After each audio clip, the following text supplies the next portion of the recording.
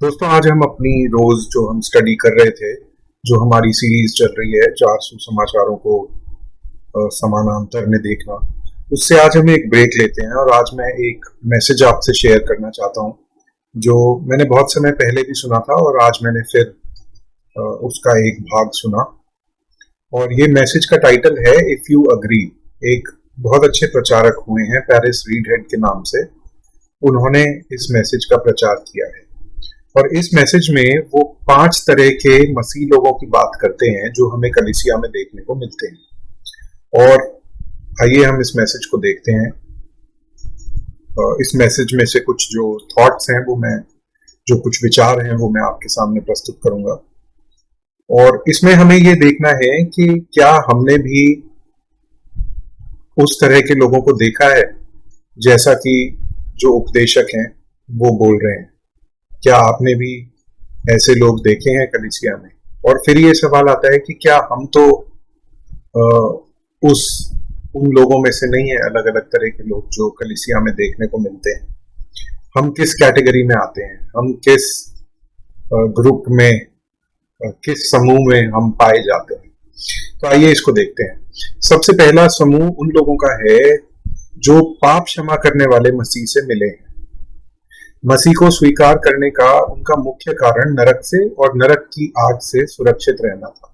तो वे प्रभु यीशु मसीह को, सुसमाचार को एक बीमा पॉलिसी की तरह देखते हैं। वो इसे यह सोचते हैं कि पता नहीं कुछ है या नहीं है मरने के बाद, लेकिन अगर होगा तो अच्छा है कि हम एक बीमा पॉलिसी ले लें, एक इंश्योरेंस ले लें कि हम अग्नि में ना जाएं, जो अनंत काल की अग्नि है। तो उन्होंने इस तथ्य पर कि मसीह ने उनकी सजा अपने ऊपर ले ली, अपनी खुशी को आत्मा की साक्षी समझा है। जो इस बात पे उनको खुशी हुई ना कि हमारी सजा मसीह ने ले ली, इस बात को वो आत्मा की साक्षी समझते हैं, खुशी को, कि उन्होंने उद्धार पा लिया है। लेकिन मसीह के बारे में उनकी पूरी समझ और आशा यह है कि उन्हें पीड़ा और दंड से बचाया जाना चाहिए। तब मरने के बाद भी प्रॉब्लम नहीं होनी चाहिए। एक ये कौन से बाबा हैं, नित्यानंद, इनका एक वीडियो इंटरनेट पे बहुत फेमस और पॉपुलर हुआ था, कुछ समय पहले वायरल हुआ था, जिसमें यह इस तरह की बात कर रहे हैं कि जो आपने धन इस जीवन में कमाया, क्योंकि ये लोग पुनर्जीवन में विश्वास रखते हैं, तो ये कह रहे हैं कि वो धन आपको अगले जीवन में कैसे मिल सके, इस बारे में, इस विषय में वो बात कर रहे हैं। तो ये कुछ कुछ उसी तरह का यहाँ पे सोच आ गई है इन मसीह लोगों के लिए कि वो अपना जीवन इस धरती पर तो अच्छा करना चाहते ही हैं, पर वो ये नहीं चाहते कि आगे भी उनको नरक की अग्नि झेलनी पड़े। इसलिए यीशु में विश्वास करने का एकमात्र कारण उनका ये है कि पीड़ा और दंड से बचना। ठीक है, ये केवल क्षमा करने वाले मसीह से मिले हैं। जब वे किसी को उद्धार पाया हुआ देखना चाहते हैं तो वो वास्तव में यह चाहते हैं कि वो व्यक्ति भी मरने के बाद नरक में ना जाए। यह उनको सबसे ज्यादा जरूरी बात लगती है। ठीक है, ये पहला समूह है। दूसरा समूह उन लोगों का है जो एक उपयोगी परमेश्वर और एक उपयोगी मसीह से मिले हैं। वे बहुत बहुत जरूरतमंद थे ये लोग, और उन्होंने प्रार्थना की या उनके लिए किसी ने प्रार्थना करी, और जब उन्होंने प्रार्थना की तो परमेश्वर ने प्रार्थना का उत्तर दिया। शायद किसी और ने प्रार्थना की और उसने प्रार्थना का उत्तर दिया, प्रभु ने प्रार्थना का उत्तर दिया। और वे इस तथ्य से प्रभावित थे कि परमेश्वर बहुत उपयोगी है और जानने में आसान है। वे बेहद आभारी हैं, इतने आभारी हैं कि वे चर्च और कलीसिया में शामिल हुए।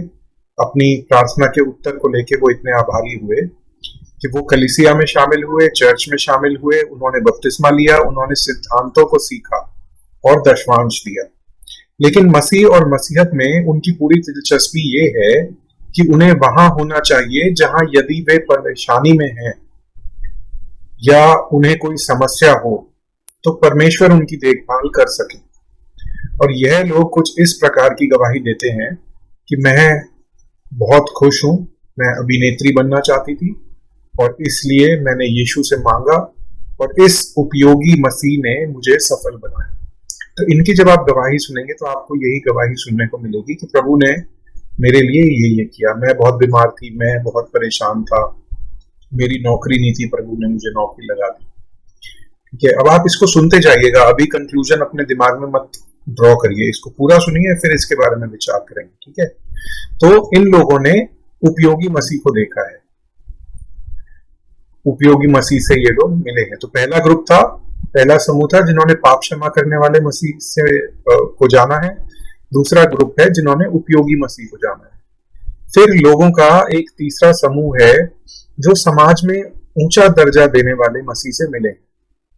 वे शायद किसी नीची जाति से या वर्ग में पैदा हुए और उन्हें जिसे कहते हैं कंट्री क्लब से संबंधित होने का विशेषाधिकार नहीं मिला, उन्हें समाज में स्वीकार नहीं किया गया और उनके पास समाज में बहुत बड़ा ओहदा नहीं था, शायद अपनी जाति के वजह से या किसी भी वजह से। उनके पास मिलनसार होने का आवेश या जोश था और उनकी जरूरत भी थी। वो चाहते थे कि लोगों से मिलना जुलना हो, सोशल लोग थे।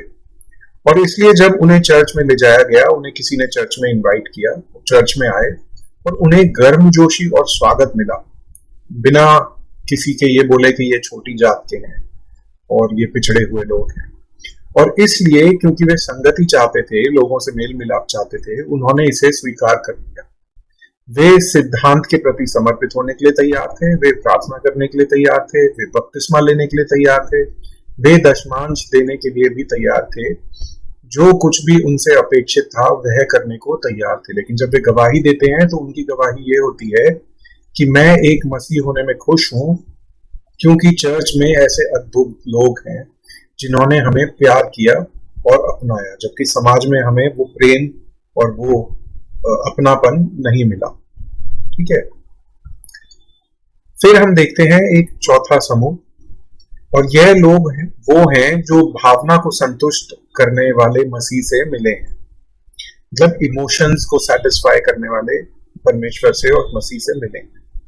उन्हें चर्च जाना पसंद है क्योंकि उन्हें संगीत का समन्वय और लय बहुत अच्छी लगती है, उन्हें वर्शिप बहुत अच्छी लगती है और भावनात्मक माहौल पसंद है, जो संगीत के कारण लाइटें शायद थोड़ी सी कम कर दें, पियानो बज रहा है, कोई सिस्टर गाना गा रही है बहुत सुरीला सा, तो उन्हें ये सब माहौल बहुत पसंद है, उनके अंदर भावनाओं से भर जाता है उनका दिल। और अगर वे रो सकते हैं या हंस सकते हैं या दोनों एक ही समय में या किसी क्रम में कर सकते हैं, तो वे कहते हुए चले जाते हैं कि वाह क्या शानदार आराधना सभा या बैठक थी। लेकिन उनके लिए मसीह का काम मुख्य रूप से उनकी भावनात्मक जरूरतों को पूरा करना है, और इसी के लिए वे चर्च और प्रार्थना सभाओं में जाते हैं। ये चौथा समूह था लोगों का। अब हम देखते हैं पांचवा समूह लोगों का जो कलीसिया में पाया जाता है। फिर हमें एक 5 नंबर नामक एक समूह मिलता है, और ये वो लोग हैं जो पवित्र ईश्वर को और एक सॉवरेन मसीह से मिले, मतलब सर्व प्रभु सबसे ऊपर, यह उस मसीह से मिले हैं। यह वे लोग हैं जिन्होंने ईश्वर को उसकी महिमा में देखा है और ईश्वर को उनकी संप्रभुता में देखा है, सॉवरेंटी में देखा है, ईश्वर को उनकी पवित्रता में देखा है, मसीह को उनकी महिमा में देखा है, ग्लोरी में देखा है। ये वे लोग हैं जिनकी आंखें परमेश्वर और उसके मसीह के लिए खुल गई और परमेश्वर की पवित्रता की ज्योति में उन्होंने अपने अपार अयोग्यता और अपने भयानक पाप को देखा है। जब उन तक सुसमाचार पहुंचा, उन्होंने इस बात को देखा कि परमेश्वर कितना पवित्र है और मैं कितना अपवित्र हूं, और परमेश्वर की पवित्रता की ज्योति में, उसके पवित्रता की रोशनी में उनके पाप उनके सामने उजागर हुए और उनका मन टूटा अपने पापों के लिए। उनको ये समझ आया कि मैंने कितना खराब इंसान हूं, मैंने कितना पाप किया है परमेश्वर के विरुद्ध। अब जाहिर है कि इन लोगों ने जब अपने पापों का अंगीकार किया तो उन्हें क्षमा को जाना है, उन्हें क्षमा मिली है अपने पापों से, उन्हें नरक से छुटकारा मिला है, यह वादा मिला है कि वो अगर मरते हैं तो वो नरक में नहीं जाएंगे। क्योंकि दिल की उस टूटी हुई अवस्था में, क्योंकि उन्होंने ऐसे पवित्र ईश्वर के खिलाफ पाप किया था, उन्होंने खुद को मसीह के कील से छिले हुए हाथों और पैरों पर डाल दिया, उन्हें क्षमा कर दिया गया है। परमेश्वर ने स्पष्टतः प्रार्थना का उत्तर दिया है। परमेश्वर से जब वो प्रार्थना करते हैं तो परमेश्वर प्रार्थनाओं का उत्तर देते हैं, और उन्होंने निश्चित रूप से राजा की संतान होने का दर्जा मिला है समाज में, वो चाहे किसी भी जाति से हो। विश्वास के द्वारा उन्हें राजा की संतान होने का दर्जा मिला है, और उनके हृदय आनंद और शांति से संतुष्ट हुए हैं। उनके जो भी इमोशंस थे वो सेटिस्फाई हुए, उनको आनंद मिला, उनको शांति मिली। इस पांचवें समूह में हम पाते हैं कि ये वे लोग हैं जिन्होंने मसीह की महिमा का प्रकाशन हुआ है, जिनके ऊपर मसीह की महिमा का प्रकाशन हुआ है, और जो केवल उसकी स्तुति के लिए जी रहे हैं। अब उन्हें और कुछ नहीं चाहिए प्रभु से, वो किसी लालच से चर्च नहीं जाते, वो किसी कुछ मांगने के लिए प्रभु के पास नहीं जाते, क्योंकि उन्हें सबसे कीमती चीज जो थी, उस मसीह की कीमत उन्हें पता लग गई है, और वो मसीह को सबसे कीमती वस्तु के रूप में देखते हैं, सबसे कीमती व्यक्ति के रूप में देखते हैं, जिसके साथ उनका रिश्ता दोबारा से बन गया है। वे टूट चुके हैं, उन्होंने खुदा को परमेश्वर के प्रति समर्पित कर दिया है, उन्होंने उसकी सॉवरेंटी और सप्रभुता को स्वीकार किया है। क्रूस ने उन्हें छेद दिया है, आर पार कर दिया है, और उनके अस्तित्व का अब एक उद्देश्य है कि यीशु को महिमा मिले। प्रभु की स्तुति और महिमा के लिए, प्रशंसा के लिए वो अपना जीवन बिताते हैं। यह परमेश्वर की कलीसिया है। धर्म संगठन या चर्च जिसको हम बोलते हैं, जो बिल्डिंग वाला चर्च है, उसके अंदर अन्य समूह शामिल हो सकते हैं, लेकिन उसका जो सच्ची कलीसिया है, उसका चर्च, उसकी कलीसिया इस स्तर पर है। इन लोगों ने प्रभु को कहते हुए सुना है कि यदि कोई अपने पिता और अपनी माता और अपने पति और अपनी पत्नी और अपने भाइयों और अपनी बहनों वरन अपने प्राण से भी घृणा ना करे तो वह मेरा चेला नहीं हो सकता। मसीह का प्रभुत्व सभी मानवीय रिश्तों से परे है, और उनका एकमात्र उद्देश्य परमेश्वर की महिमा है। उन्होंने मसीह को यह कहते हुए सुना है कि यदि कोई अपना क्रूस उठाकर मेरे पीछे ना आए तो वह मेरा चेला कहलाने के लायक नहीं है। और वह खुशी खुशी मसीह के साथ क्रूस पर गए हैं, और वहां वह अपना अहंकार, अपनी महत्वाकांक्षा, अपना घमंड, अपना अभिमान और वे सब चीजें लेकर गए हैं वहां पे क्रूस पे, जो कभी उन्हें प्रेरित करती थी और नियंत्रित करती थी, और उनके पास मसीह की महिमा के अलावा कोई योजना, कोई उद्देश्य नहीं है।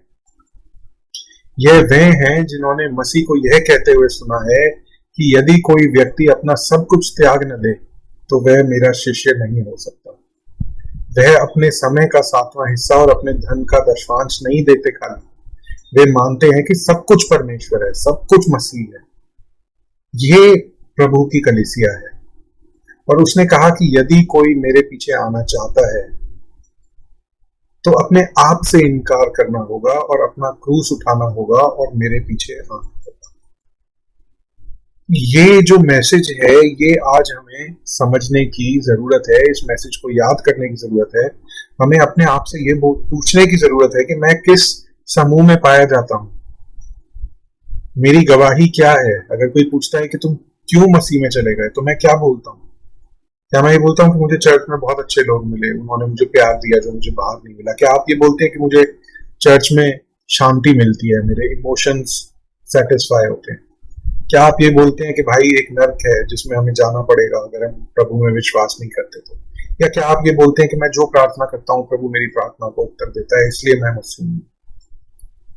क्या आप ये बोलते हैं कि भाई परमेश्वर पवित्र है और मैंने पाप किया है और अपने पाप के कारण मेरा रिश्ता परमेश्वर से टूट गया था, और वो रिश्ता वापस जोड़ने के लिए प्रभु यीशु मसीह ने क्रूस पर अपना पवित्र लहू बहाया, वो मारे गए, गाड़े गए और मुर्दों में से तीसरे दिन जी उठे, इसलिए मैं प्रभु पे विश्वास करता हूँ। और ये सब चीजें, नरक से बचाव, प्रार्थनाओं का उत्तर, समाज में प्रेम, चर्च के अंदर मेरे जो इमोशंस हैं उनका सेटिस्फैक्शन, ये सब मुझे मिलता है, लेकिन इस वजह से, किसी एक वजह से मैं मसीह नहीं।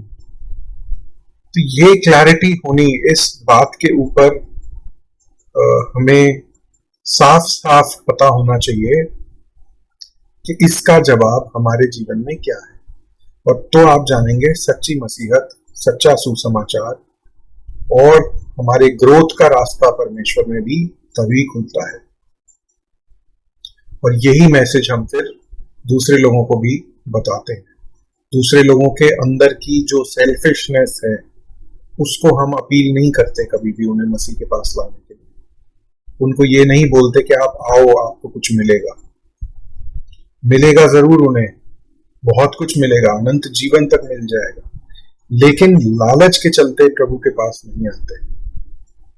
हम आते हैं उसको जानने के लिए, उसको पहचानने के लिए, इस बात को देखने के लिए कि क्या वो सच में जो बोलता है वो है। और ये जो मैसेज था, अगर आप इंग्लिश समझते हैं तो मैं आपको प्रोत्साहित करूंगा कि ये मैसेज आप सुनिए, पूरा मैसेज सुनिए। बहुत कमाल का मैसेज है और इस मैसेज की जरूरत है। बहुत साल पहले दिया गया वचन है, लेकिन आज के समय में इसकी जरूरत है, क्योंकि कलीसिया का जो मैं हाल देखता हूँ, मसीह लोगों का जो मैं हाल देखता हूँ सोशल मीडिया पे, इंस्टाग्राम पे, फेसबुक पे, और किस किस तरह के हिंदी के प्रचारक हमारे बीच में हैं जिनको वचन पढ़ना नहीं आता, वचन समझना नहीं आता, जिनको एक साधारण सी बात नहीं समझ आती कि अगर मैं आपको पत्र लिख रहा हूं तो आपको ये देखना है पत्र को पढ़ते हुए कि मैं क्या कहना चाहता हूं, पत्र में क्या बात आप तक पहुंचाना चाहता हूं। सिर्फ इतनी सी बात नहीं समझ आती। पत्र पौलुस की पत्री होगी तो उसकी कोई भी एक लाइन लेके उसके ऊपर कुछ भी बोलते चले जाएंगे अपने मन से। ऐसे नहीं वचन पढ़ा जाता। वचन में ये देखा जाता है कि पौलुस ने अगर पत्री लिखी है, कोरिन्थियों को लिखी है, तो वो क्या बताना चाहता था, क्या कहना चाह रहा है। ठीक है ब्रदर्स एंड सिस्टर्स, ये आज का मैसेज था और कल से हम वापस जो हमारी study of the 4 gospels in parallel है उसे हम फिर से कंटिन्यू रखेंगे। आइए आज प्रार्थना में खत्म करते हैं। पिता परमेश्वर, मैं धन्यवाद करता हूँ प्रभु कि आप जीवित परमेश्वर हैं और आपका वचन भी हमारे मार्ग के लिए ज्योति है। It is a lamp to our feet and a light to our path lord. प्रभु आप हमारी अगुवाई कीजिए, हमें सच्चाई में, सच्चे वचन में बढ़ने में मदद कीजिए कि प्रभु जी हम जब भी एक एक पल अपने जीवन का जीते हैं तो प्रभु हमारे जीवन से आपको महिमा मिलने वाली हो सके। ये प्रार्थना प्रभु यीशु के नाम से मांगता हूँ, आमीन।